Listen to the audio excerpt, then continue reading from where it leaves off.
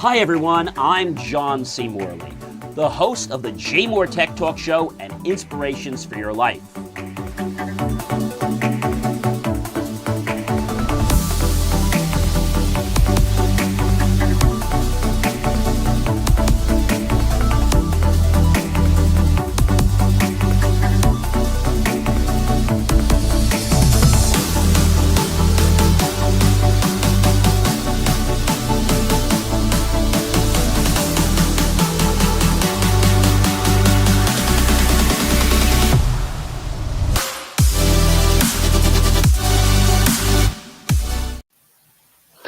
Well, hey guys, it is John C. Morley here, serial entrepreneur. You're tuned into the JMOR Tech Talk Show. A big welcome to everyone that is joining us for the very first time. And if you are not joining us for the first time, well, welcome back. It's always great to have you here on the JMOR Tech Talk Show. So our show today, which this is the first day of August, so that's probably a big deal for a lot of people. And this topic today, I think you're gonna like today's topic because it connects with a lot of things that we're talking about in life every day in regards to technology. And that topic, ladies and gentlemen, is this: power moves and digital shocks. The week tech got real, series 4 and show 31. Welcome, everyone. If you have not checked out believemeachieve.com, please do that after the show. It's available 24 hours a day, where you can find my latest short form and long form content, as well as articles and all kinds of other stuff. So definitely check that out. All right. Well, if you are thirsty, guys, I know I have my RO water here. Feel free to go get yourself some water, maybe a snack, a sandwich, or some chips, or fruit, or whatever you would like. And I will go ahead and get this show started, because I think the most important thing when we think about the show is making sure you're comfortable and that you're going to definitely learn a lot of information. So I am John C. Morley, serial entrepreneur, podcast host, coach, graduate student, video producer, member of the press, engineer, and so much more. And my question is, are you ready to dive into the week's biggest tech shakeups? I know I am. From Elon Musk shutting down Starlink in the Ukraine to a $2.3 million funding for ocean AI sensors and Intel's bold restructuring act, all in this episode, we're going to cover it. So sit back, everyone, and get ready to be amazed. Plus, Meta's political ad ban in the European Union and Waymo's self-driving green light, privacy breaches, Tesla protests, cutting-edge digital defense moves by Chicago Sky, and more. So don't miss the insider scoop on the biggest battle shaping tech's future. Stream it now, watch it later, share it with your friends. You definitely will enjoy it. The JMOR Tech Talk Show features fresh insights, usually within 24 hours of the show airing. Tune in at the JMOR Tech Talk Show.podbean.com. And you can also visit believemeachieve.com for exclusive content as well. All right, guys. So, again, so much going on, right? Mr. Musk, what he's doing here. This is really, I'm going to say, a little bit of a challenge for a lot of people, okay? So on the show, we unpack the biggest tech news innovations every week. Fast, fresh, no fluff. If you want the real scoop on the moves, shaking the digital world from groundbreaking AI to political drama in tech, this is your go-to podcast. Tune in for the insights that keep you ahead of the curve. New episodes drop within 24 hours of airing, so don't miss them. All right, so Mr. Musk pulled the plug, well, literally, not just figuratively, on Starlink's operations during the Ukraine's attack.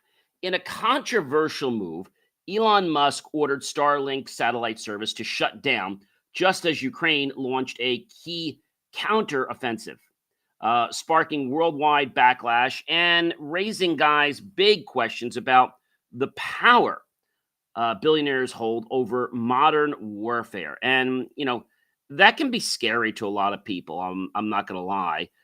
That's why it's important that everyone understands that we need to do things for the greater good of all concerned. not what's just going to be best for someone's pocket. All right. And in the stunning move that he pulled, he reportedly ordered the shutdown of the Starlink satellite service, as I said, as Ukraine had launched a key counteroffensive against the Russian forces, a decision that may have shifted the course of battle from space. The tech titans call has ignited global backlash about this, raising questions about the power of private billionaires in modern warfare and the national security, as I said. But was this a strategic misstep or something more?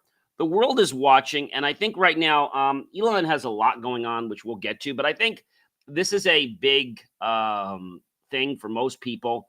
You know, when you can basically have control of a whole empire or city or, you know, country at the palm of your hand, that's pretty powerful. And I think regardless of what level of a leader you are or how much money you have a responsibility to act for the greater good of all concerned. Now, of course, you want to be profitable, but you want to do things that are not going to harm or hurt someone. I've known so many people that would do things that are going to make them money, but unfortunately, it's going to cause a lot of other people pain. And I think that's a very, very big problem.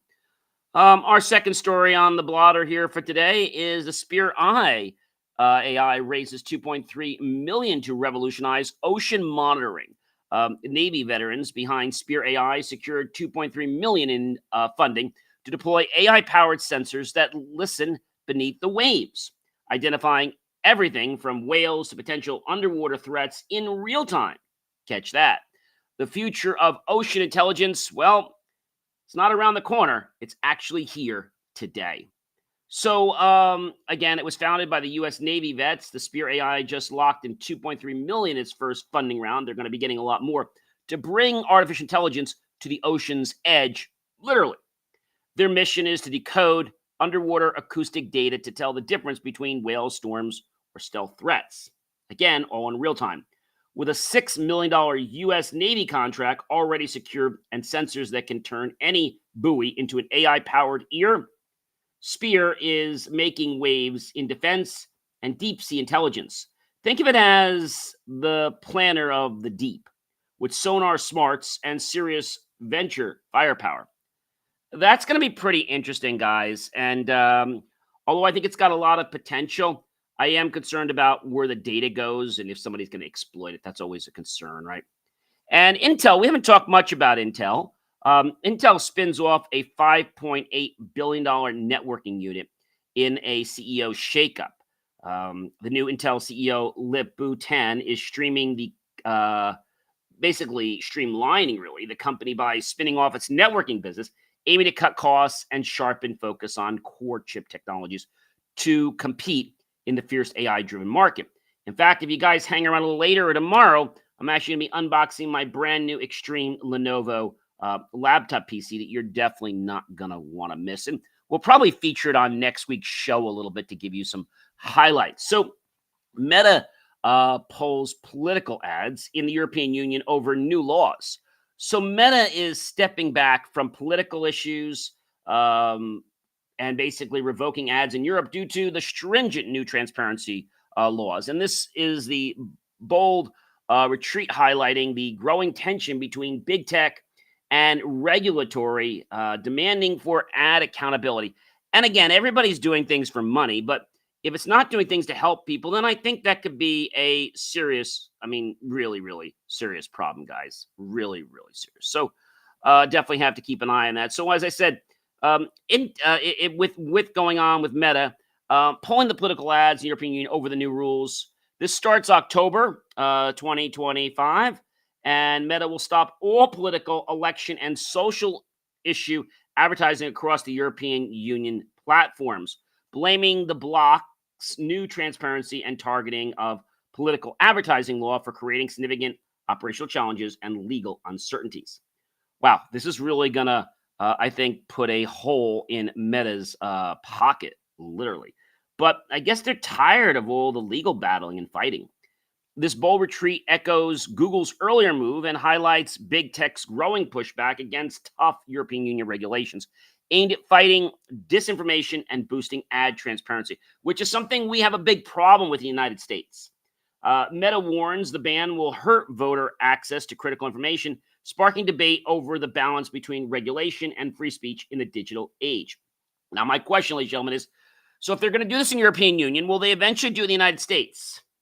You know, that's a great question. I don't have the answer to it, but I think the European Union is really on the ball with this. And by being on the ball, I think that's something that a lot of people, don't get. Um, and I think hopefully you'll be able to, let's say, understand this and maybe make the right decisions, just for you, but also for the world at large, because when we do that, things change. Um, it's all about the fact that people do things for money every single day. Um, and I know that when we think about this whole step and this law, people don't want to get sued. I mean, that's just the bottom line. And so everybody has been kind of like sidestepping, like, what do we do? What do we not do? And it's a real problem. Our next point on the list today is Waymo. Waymo's self-driving crash probe officially has closed. After a 14-month saga, the federal safety authorities ended their investigation into minor crashes involving Waymo's autonomous vehicles, signaling confidence in the future of driverless technology. It's interesting. So with the U.S. shutting down the Waymo self-driving collision probe, after the 14-month investigation into 22 reports of minor crashes and unexpected behavior, the NHTS, the National Highway Traffic Safety Administration, NHTSA, has officially closed its probe into Waymo's self-driving vehicles without needing any further action. So, citing Waymo's proactive recalls and software updates that improve safety and obstacle detection, the agency signaled confidence in the technology as Waymo's rolling out over 1,500 autonomous cars across major U.S. cities, serving 250,000 fully driverless rides weekly. So this marks a major win for autonomous tech and a green light for the future of driverless mobility. The question you might be asking, and I think it's a very good question to ask, are we ready? I mean, I think this is a great question. Are we ready for autonomous vehicles? And I think the answer to that is a mixed bag. Is the technology there? The readiness for autonomous vehicles is a complex question. It's an ongoing debate. If something makes a mistake, who do we go after? Well, we go after the car manufacturer. We go after the software company. We go after the people that built the roads. I was having a conversation with somebody the other day, and they're like, yeah, we go after everybody. So now with the AI world, it just adds another person that they actually can, or organization or company, that they can hold liable for. And although that sounds interesting, I think it becomes a problem because most people don't understand like what this means. The fact that Waymo is acting responsibly, which I've got to give them a kudos to that, and I think we have to understand, what this really means to us and to our life and to our world. And maybe if we understand these things, then maybe we'll be able to understand just a little bit better about, what's going on in our world, right? It's not something that just happens one day. This is a continual compounding evolution. Think of it like this, guys. You put money in the bank, right? And then that money, because you want to put it in the best bank so you get the best interest or CD or investment, whatever it is, you want to get money back, right? You want to make more money by just having it sit there. But we know that a lot of times when you invest money, if there's a low level of risk, you don't always make something unless you've already built something, like if you're a property owner and you're renting property. But there is always some risk, guys. There's risk in everything that we do. And so, right now, if we were to look at the numbers, what is, let's say, the average interest uh, in a personal, let's say a personal checking account, or savings account. And I think what we'll find out is that it's not as high as we would want it to be. Saving accounts now are basically yielding about 0.38% APY, annual percentage yield. However, high yield savings accounts can offer significantly higher rates, sometimes exceeding 4% APY. Checking accounts, 0.07, with some that can exceed 4%. In general, saving accounts are designed for accumulated funds and tend to offer higher interest rates than checking accounts. So, I think understanding this and knowing that, there always are risks, right? And so if we understand what these risks are and we mitigate them, see, that's how we grow. That is how we grow. And Microsoft is coming back in the picture. Microsoft investigates Chinese hackers exploiting SharePoint.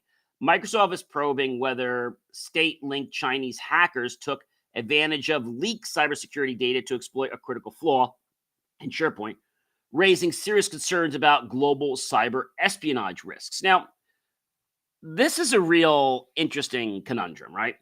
Microsoft is racing to find out if a leak from its early warning cybersecurity alert system helped Chinese hacking groups exploit a critical flaw in its SharePoint software, sparking a global espionage blitz. Despite issuing patches, the vulnerability was actively used by state-linked groups dubbed Linen Typhoon and Violet Typhoon, and raising serious questions about how trusted security programs might inadvertently aid hackers with tens of thousands of organizations at risk worldwide. This investigation could shake the foundations of cyber defense, trust, and fuel a fresh debate on transparency versus security in our tech world. Ouch. That's a big problem. So the question I bet you probably want to ask, and it's a really good one. Did you know all government, let's say agencies, use Microsoft email? Yeah. So, while Microsoft is a key technology partner for the U.S. government and many federal agencies utilize Microsoft's suite of services, including email through Office 365, we can't really say that all government agencies use Microsoft email, but a lot of them do. A lot of them do. And so the fact that major agencies of the government are using it, okay, I'm not talking about the small ones, I'm talking about the big ones, but there is let's say a high, there is a high percentage of government agencies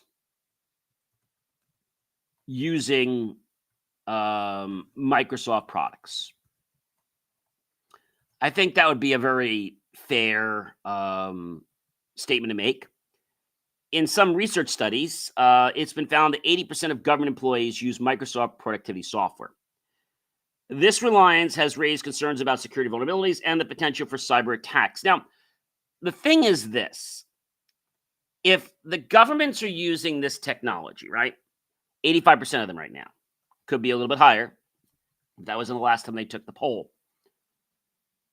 If they are having so much problems with security, and the agencies that are putting very confidential information like the FBI, CIA, if they're doing that type of stuff, right, that could be a huge problem for the citizens at large, right?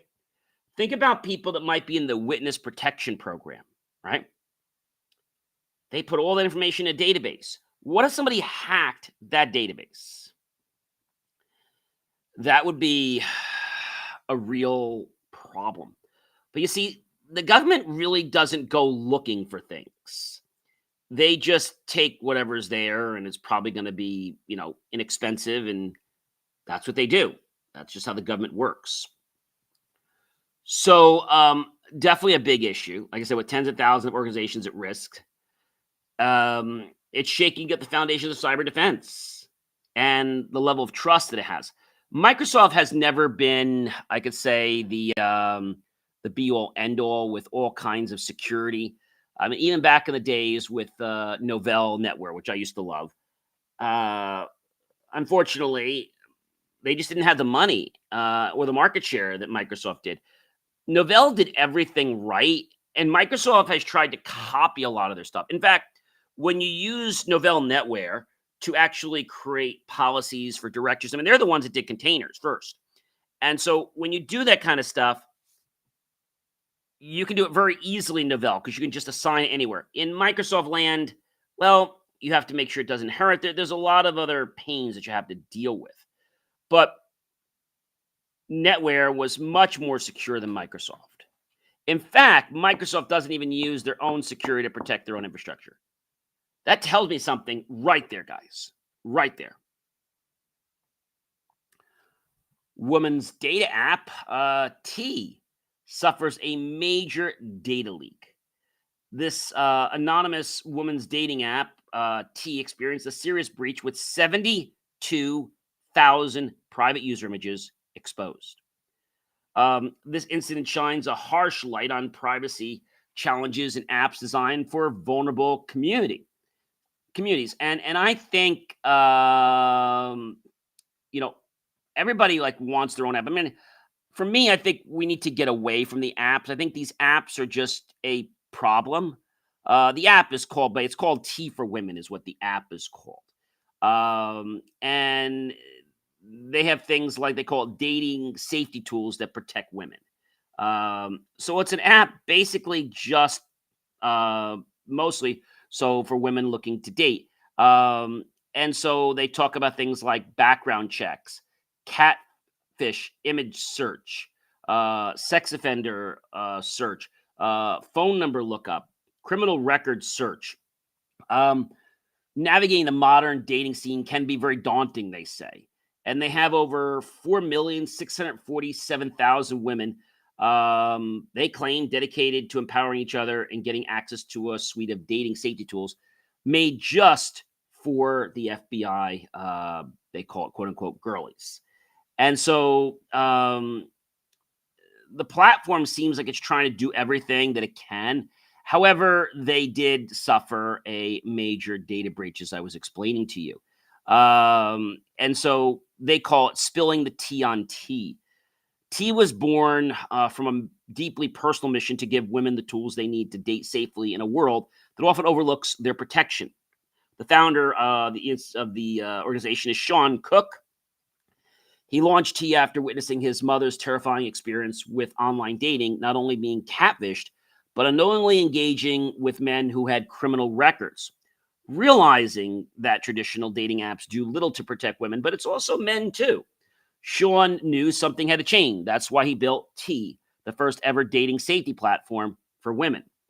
And again, it's basically a marketing thing, right?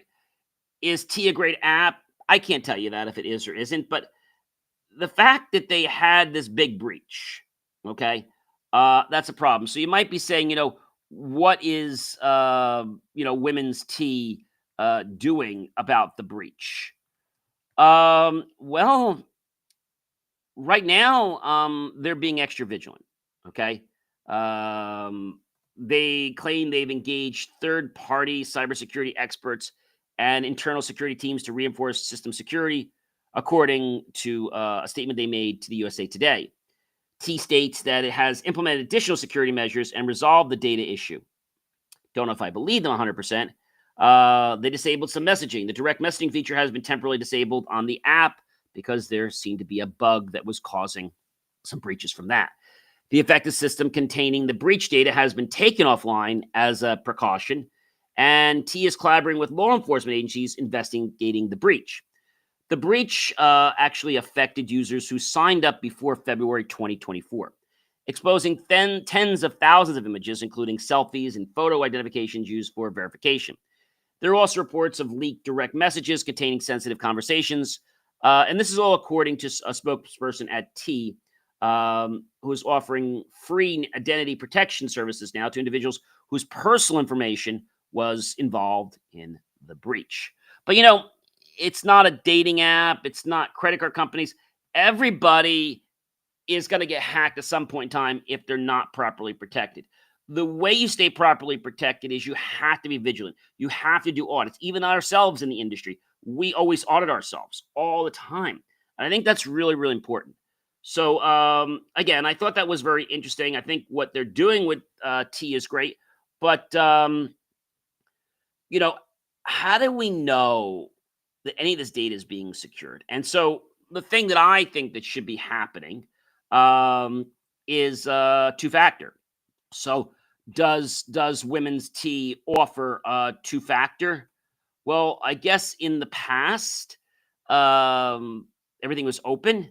Um, they now offer two factor authentication. Um, but the thing is, a lot of people don't use it. So just like we talked about, Slack, and I'm a big Slack user, but we two factor everything. And the thing about two factor, I mean, look what happened with Disney and these other, let's say, movie houses and theme parks. They got in trouble because they didn't enable two factor authentication because they were lazy. Well, I say shame on them, but I also say shame on Slack. Slack should have made that required. Now, the admin can do that, but who cares, right? You need to make it from the company level so that everyone has to secure their account within, I don't know, 24 hours of opening it or maybe immediately. So I think these are big problems, and it's not just for today, it's for things that are moving forward, like I said, in the future. But having that leak with 72,000 private images exposed, that's a big problem. It's a buzzy platform known for letting women review men anonymously and has confirmed a major security breach with hackers stealing 72,000 user images, including 13,000 verification selfies and 59,000 pictures from DMs and posts.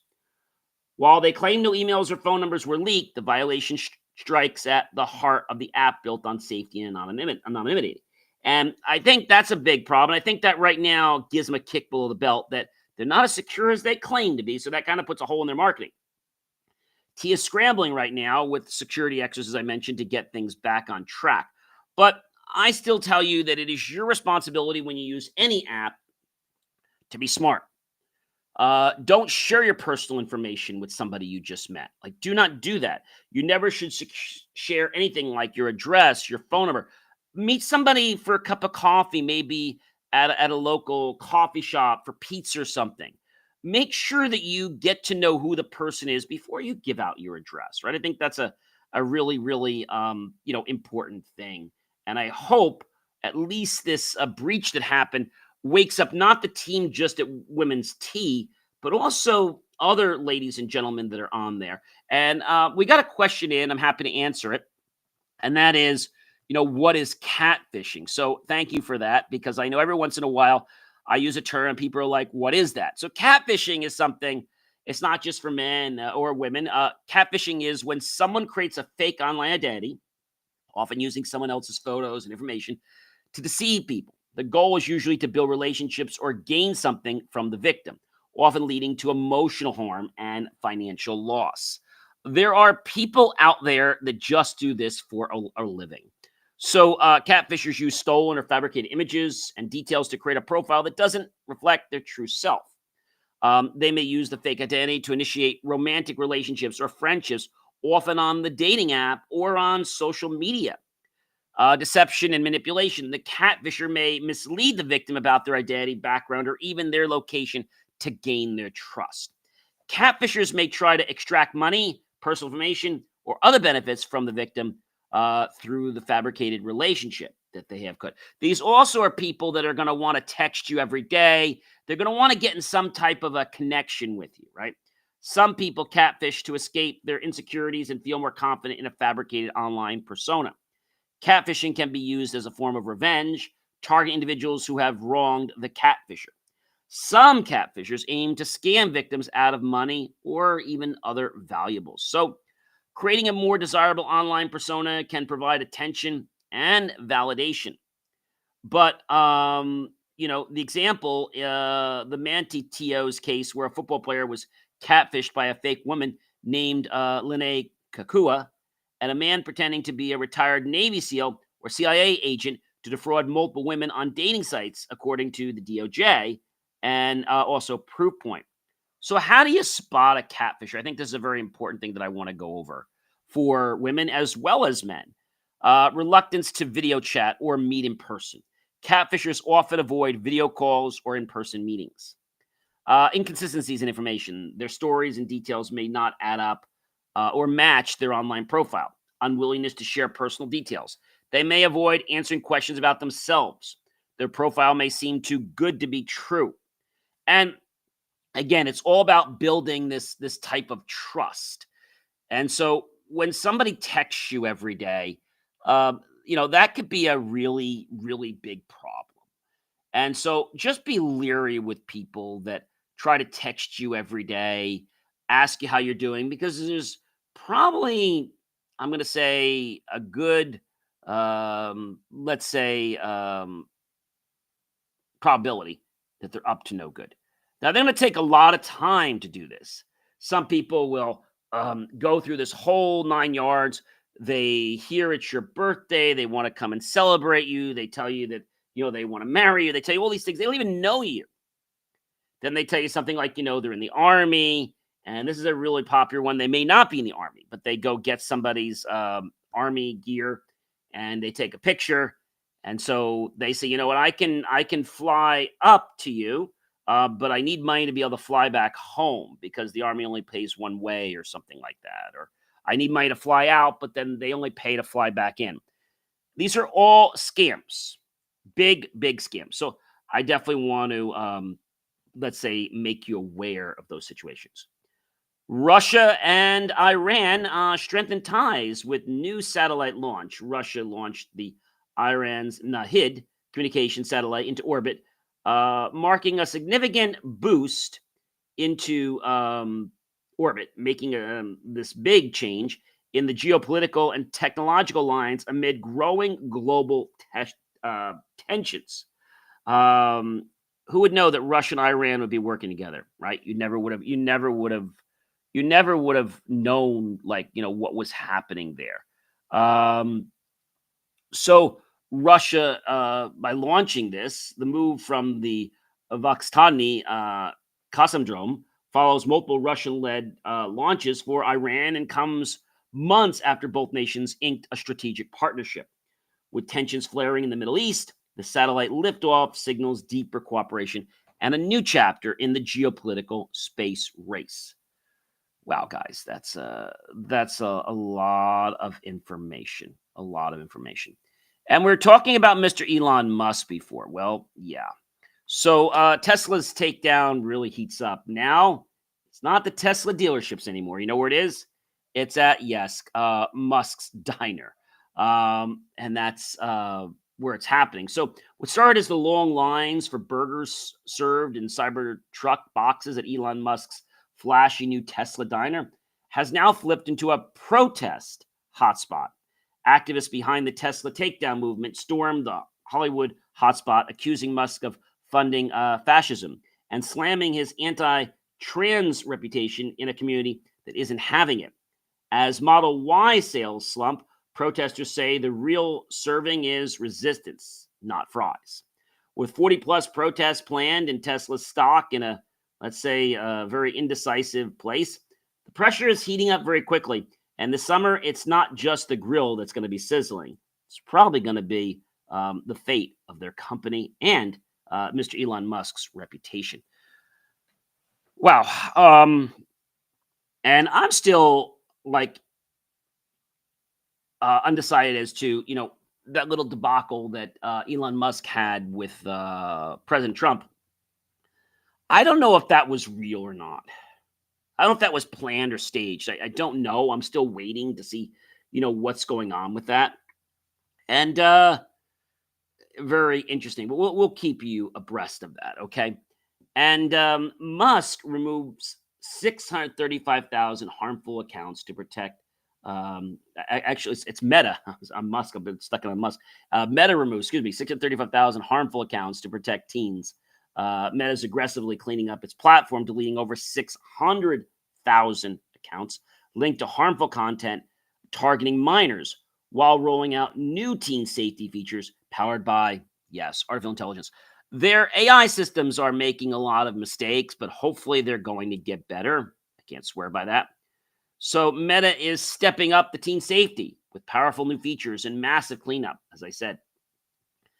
And by removing the 635,000 accounts linked to inappropriate behavior targeting kids under 13, the company has rolled out easy options for teens to block and report suspicious accounts. While AI tools detect fake ages to keep younger users safer by automatically restricting their accounts, with over 1 million accounts blocked and reported by teens, Meta is pushing hard to protect its younger community amid rising concerns about mental health and, yes, online predators. So, what are some of these new features? Well, I thought you'd never ask. One thing is the one tap block and report for suspicious accounts, AI age verification to detect underage users lying about their age, default private settings for teen accounts, restricting messages to only trusted contacts for teens, removal of 635,000 accounts involved in harmful interactions, safety notices encouraging teens to be cautious with private messages. So, this bold move comes as Meta faces mounting pressures over social media's impact on youth's mental health and online safety. We all know what happened several months ago when Mr. Zuckerberg got up and he pretty much had to be like almost shamed or coaxed into um, basically saying he's sorry, apologizing. But his apology was so empty. It was like robotic. It didn't really have feeling or emotion into it. And I think people knew that.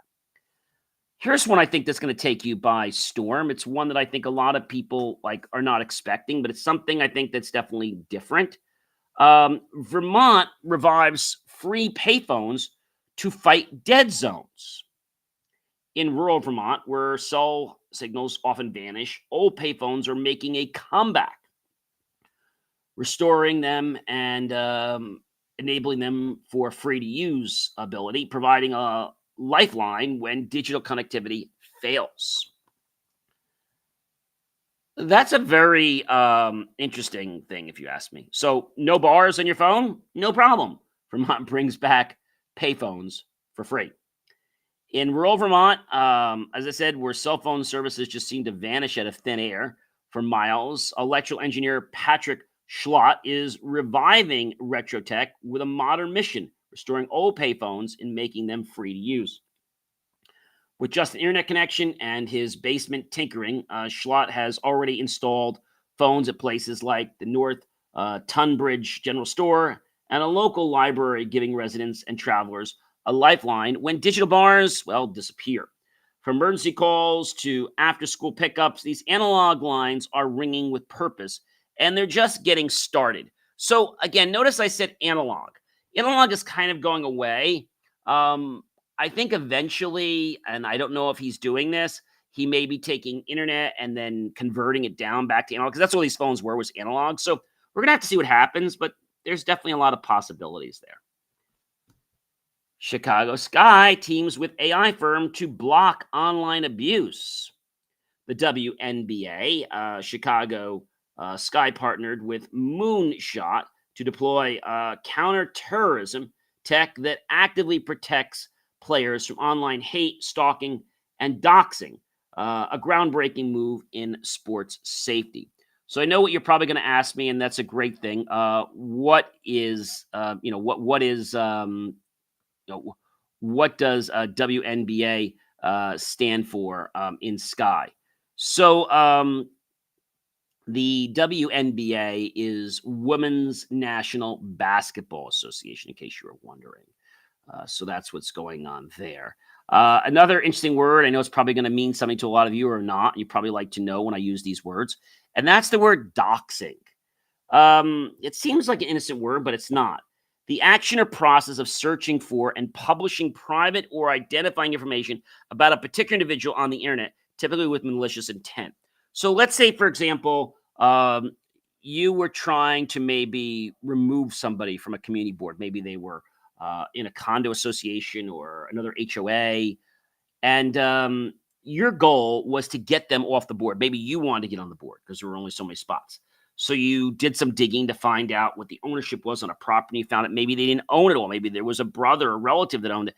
And so because they didn't own more than 51% of it, you now decide to take this information, either print it or submit it to the news or publish it online. And now, guess what? Well, you've doxed. Now they've basically responded by removing that person from office because one of the bylaws was they have to own their home or own their property. And you just created something for the purposes of basically hurting them and helping you.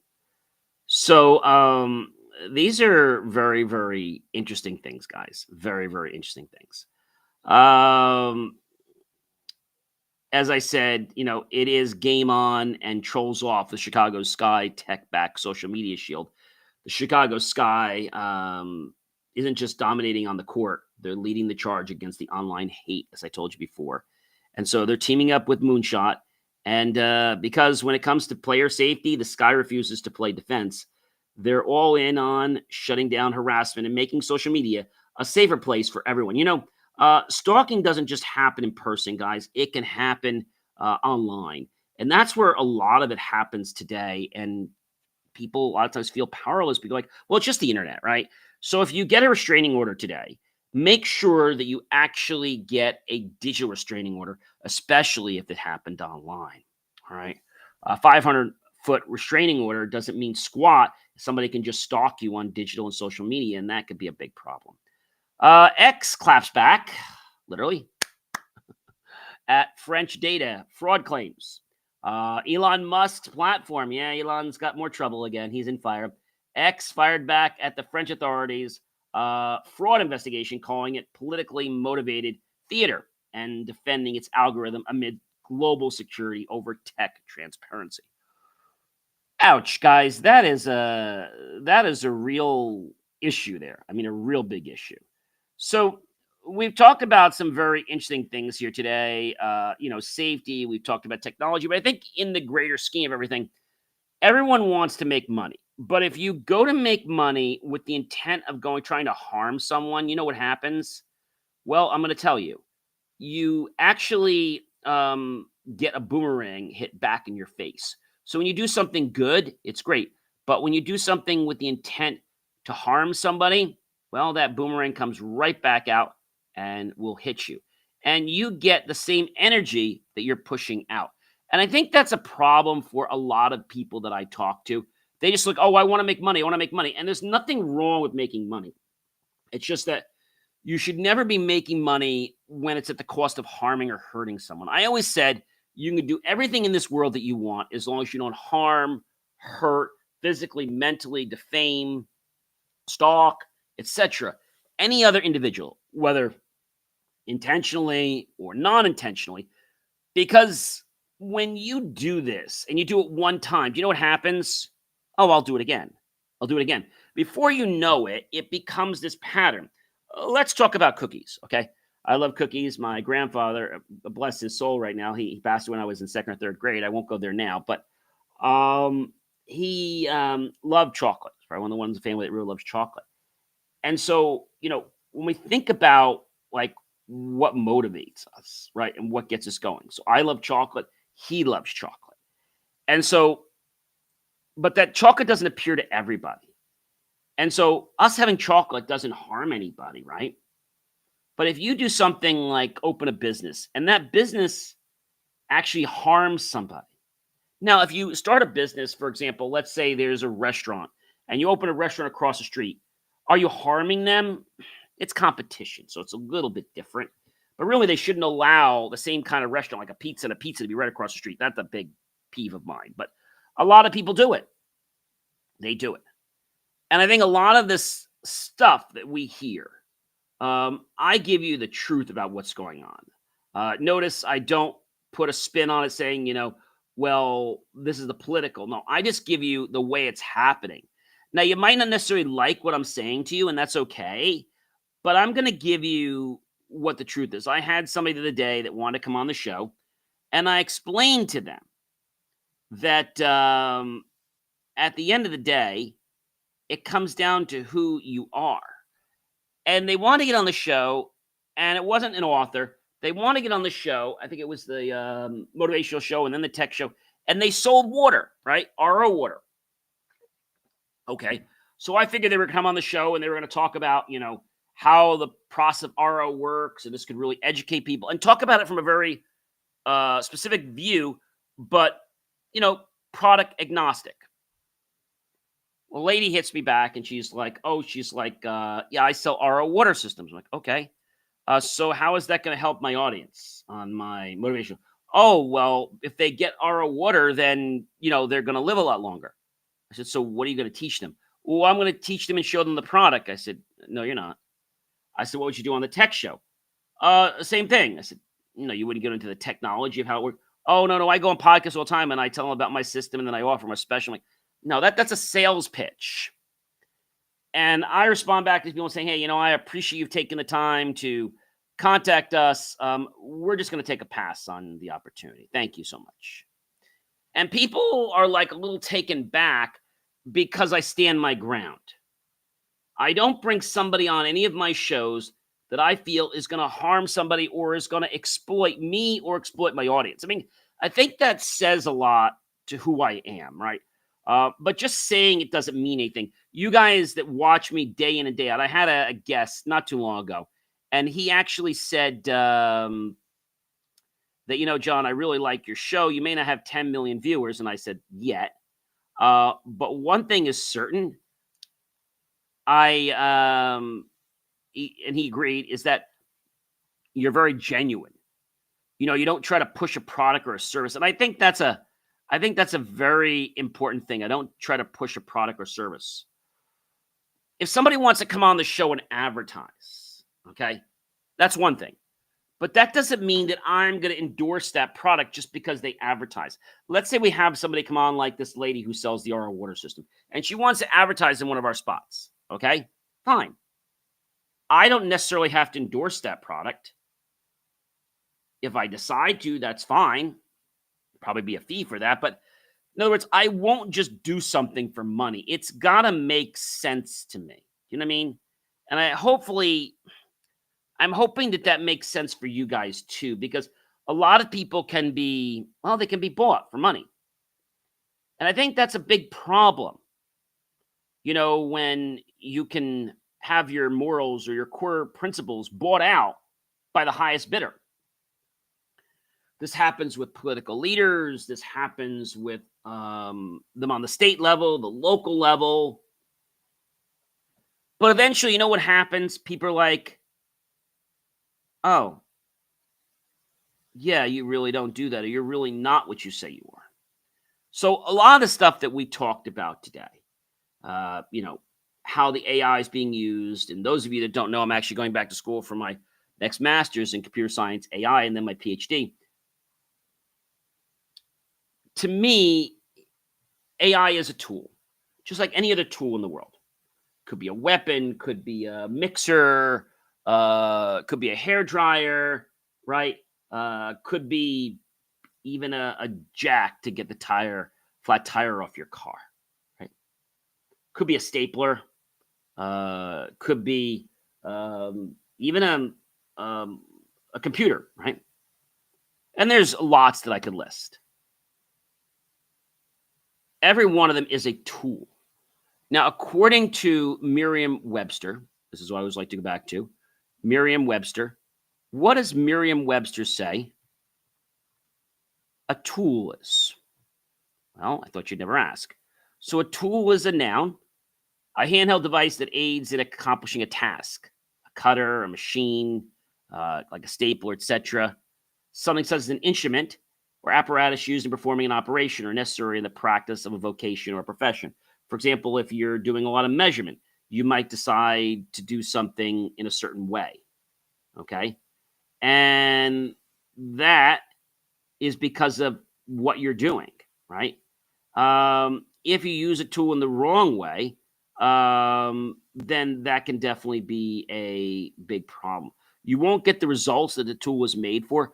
For example, if you try to use, let's just take a screwdriver, right? There's a Phillips head screwdriver, which has, the one-tip blade, basically you have kind of like the line going up and then the line going horizontally and then one vertically.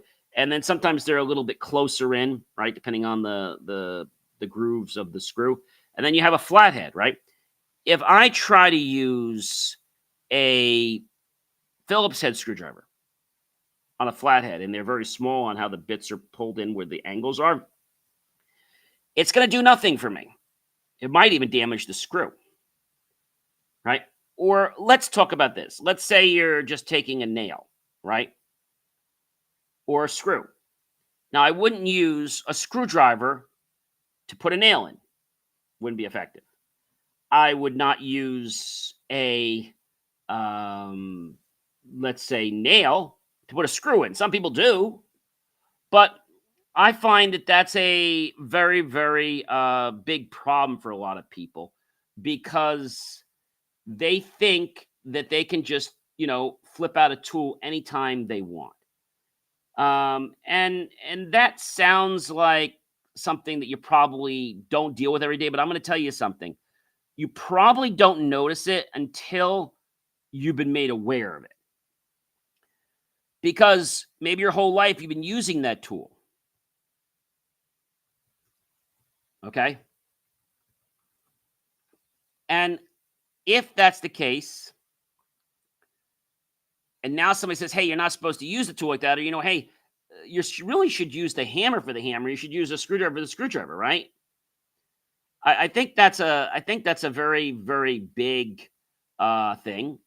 And a lot of people, for whatever reason, they don't make the deduction of the conclusion of why they should or shouldn't do something. They usually need some help from somebody else that's going to provide, they're going to provide that assistance, right?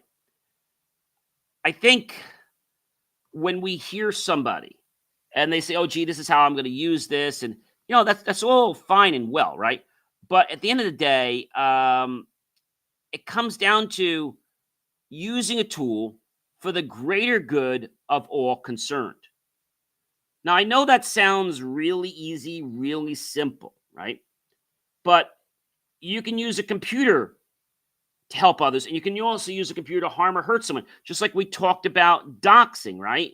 And so when we talked about doxing, you could use a computer to dox, which is illegal, or you could use a computer to help find useful information, like study for a class or something like that. I mean, I think that's important to know. So when Musk shut down the Starlink, I thought about digital power as someone who's worked with networking systems for decades. I was stunned that a single executive could impact global military operations like that. Musk's decision to abruptly and rudely cut off Starlink during Ukraine's counterstrike reminded me just how fragile digital infrastructures can be when controlled by a private individual. It raises a vital question of who should really hold the off switch. Sphere AI's ocean ventures, I once consulted on an underwater robotics tech project. So when I read about Sphere AI getting $2.3 million to monitor the oceans with AI, it brought back some memories. Hearing the sound profiles and talking about some navigation was similar to a project we worked on, but on a smaller scale. Intel's spinoff felt like my first big pivot. When Intel spun off a $5.8 billion unit, it reminded me of a tough decision I once made to sunset a product line that we don't sell anymore, point of sale systems. Why? Mostly for restaurants, because a lot of restaurants would magically just burn down. And a lot of the people in the restaurant industry were very rude. And a lot of our leasing companies didn't want us to continue because they would open up under a different name. And then suddenly, they were out of business in a month or two. And this was like a pattern. Meta's European Union ad ban echoed my marketing dilemma that I had. And that's where I got the idea to start my own marketing company over 15 years ago. I struggled with ad restrictions before, especially when promoting ethical tech solutions, even with them. They would flag things, even though there's nothing wrong, but because so many people had did the wrong things, it became a problem. Waymo being cleared, this one's personal.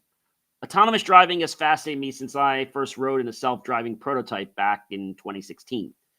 The end of Waymo's probe tells me we're getting closer to that future, but trust is everything. We have to earn it, not assume it, and I still think they've got a way to go with marketing and even to prove to us that this stuff really works consistently. Microsoft's hack probe hit home to me too. Years ago, I saw how a small security flaw turned into a major breach for a client. Microsoft's investigation into Chinese hackers exploiting SharePoint is a reminder even giants fall if they don't patch fast enough. Vigilance isn't optional, folks. It is essential. The T app leak made me reflect on digital ethics. Privacy isn't optional, folks. I've spent years building secure platforms, and this leak, 70 above 72,000 private images, is heartbreaking to hear. Apps must stop treating security as an afterthought and people as numbers and as actual people that have a personality. If you're building tech, build it right, build it with the right security, and build it for the greater good of all concerned, or don't build it at all. Tesla's diner protests show tech isn't neutral. When I opened my first company, I never imagined people would protest a brand because of its founder and personal beliefs. Yet, here we are. Musk Tesla diner controversy proves that in today's world, CEOs don't just lead companies, they shape a narrative. Sometimes the narrative is awfully embarrassing and very dramatic because they add to it. Russia's Iran satellite deal made me think bigger. I've launched tech across continents, but never into space.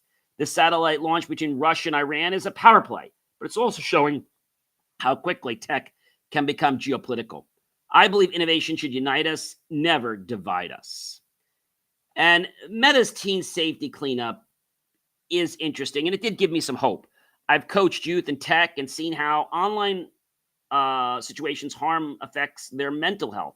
Meta wiping out over 600,000 harmful accounts is a good step, but we need to do a lot more. AI must serve as a shield, not just a data collector, and that's what it's primarily doing. Vermont's payphone gave me deja vu. As a kid, I used to use payphones in emergencies. Seeing Vermont revive this narrative and put them in dead zones made me smile. Sometimes progress means rethinking what we've discarded. Maybe analog isn't dead, it's just evolving in a different way. Chicago's Sky AI move inspired me as a leader. When I saw the Chicago Sky using AI to protect their players from online abuse, I felt proud. A good use of technology. That's why I mentor young entrepreneurs to show them that tech can make the world better if they use it for the greater good of all concerned. And Digital Shield reinforces a lesson that I preach every day. Digital safety isn't a feature, it's a lifestyle. And that's something I teach in every cybersecurity workshop I lead. Again, digital safety isn't an option, okay? It isn't a feature, it's a lifestyle. X versus France, the battle for digital transparency. When Elon Musk performed the X clashed with France over fraud claims, I wasn't surprised, but I was reminded that transparency isn't a luxury. It's a duty. I've always said, if you build on a platform, own what happens on it. In other words, just take accountability. Be responsible for what you have. But remember this point. Digital safety isn't a feature. Digital safety isn't a feature. Digital safety isn't a feature. It's a lifestyle. It's a lifestyle. It's a lifestyle. It's a lifestyle. Digital safety isn't a feature. It's a lifestyle. Ladies and gentlemen, I'm John C. Morley, serial entrepreneur. Do check out BelieveMeAchieve.com for more of my amazing, inspiring creations. Be well, everyone, and use technology, especially AI, for the greater good of all concerned.